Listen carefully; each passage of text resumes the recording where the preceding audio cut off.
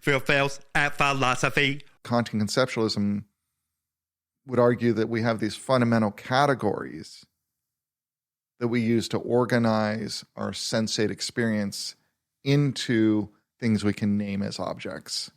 As humans, you're saying, because they're humans. Because they're organizing. Because we're thinking beings, right? You could say, well, other thinking beings would be in the same way or not. That's a different kind of question. We don't have an empirical experience of other thinking beings that we can talk to enough to really get a sense of whether there's that common framework. But things like space and time, we can't necessarily assume are real things so much as they are they're ways our mind organizes whatever experiences is into a world for us so that we can operate within it. I don't think Kant makes really what we would lean to, which is a more biological, psychological argument that this is about how the brain works. For him, it seems something more about being a rational being, and that whatever rational beings would emerge throughout whatever biological process would bring that about. If you're thinking about space aliens, that they're going to have the same kind of categories. I know that people debate about that amongst Kantians today. Like, would space aliens have the same categories, or would they have a different set of categories? They'd have a different set of categories. They might. I mean, they're space aliens. We don't know till we have contact and have enough conversation to verify, do we have a common kind of way of experiencing the world? And then we still are stuck then if we discover they have fundamentally different categories. That gives us evidence that, in fact, there is not a real space and time.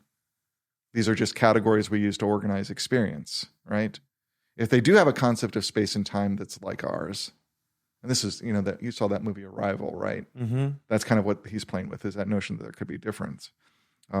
That gives us an easy way to solve this problem, because now a lot of times it's easier to show a case that gets you out of the theory you have, right?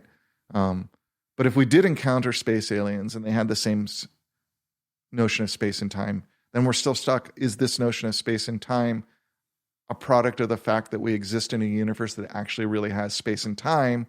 Or is this notion of space and time common between us because it's fundamental to how to think about the universe, however it actually exists? I'm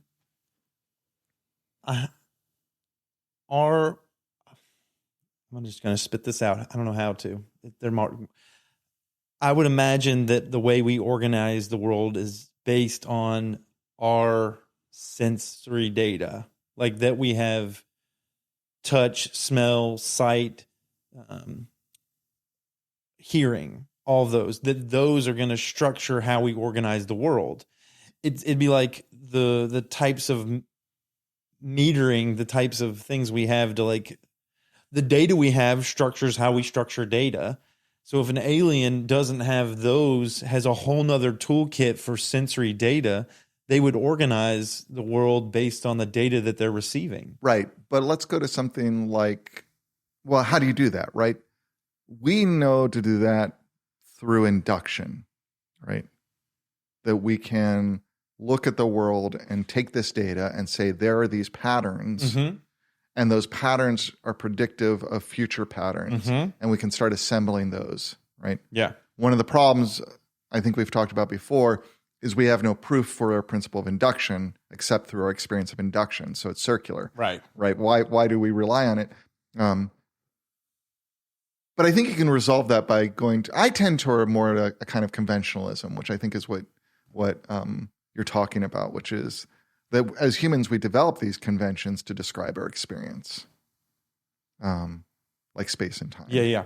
And those emerge out of our experience and the way our minds work to try to make sense of that.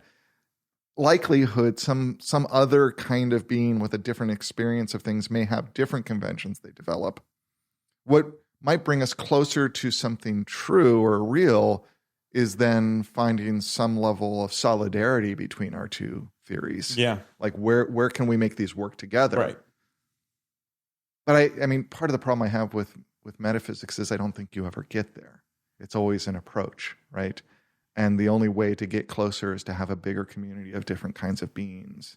And you begin with, I think we're just at the beginning of that quest. You begin by basically being a human being in a community, like a family or a small group, and how do you reconcile the way you see and understand the world with everybody else's, right? Understanding other human beings and then understanding other types of beings. We do that primarily through language. And I don't mean that through necessarily representation, but through conversation. Right. Do you see that? I see that, etc.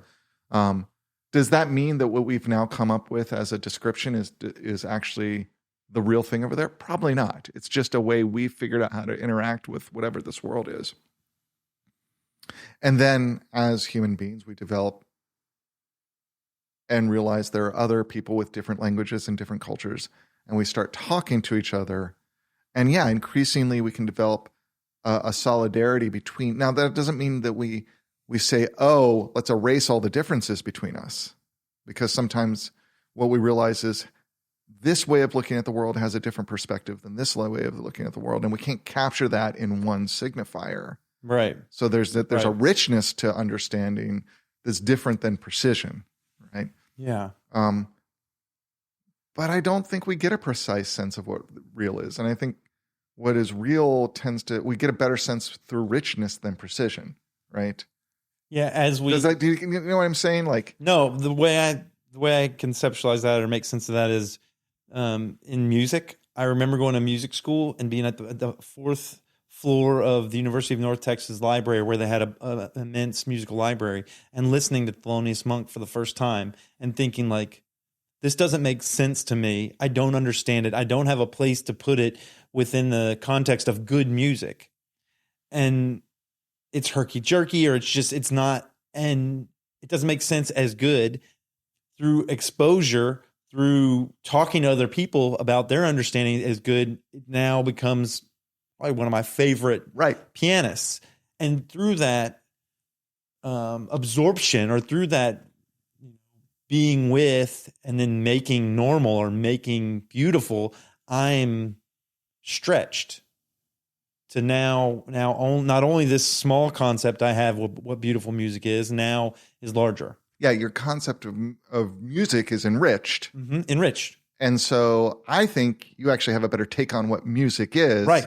The more you can enrich it. Now that's at odds with precision, right? You're not focusing in on what is music as opposed to noise, right? Right. Where you're trying to make that distinction. So, and I think at the end of that, you have people that say, like, well, noise is music.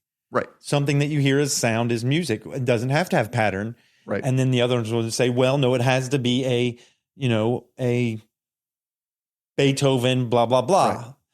And neither of those are right, and neither of those are wrong. Right. They're people, they are ideas folks share. Right. Right. Can we do that with reality, though? Or are there things like unicorns that we say, no, those aren't real? Oh, man. You know what I mean? Like, and how do we make that judgment about what is fundamentally real or not? And, is the chariot really a thing, or is it the wood, the carbon atoms that are really the thing? Going all the way down. Yeah.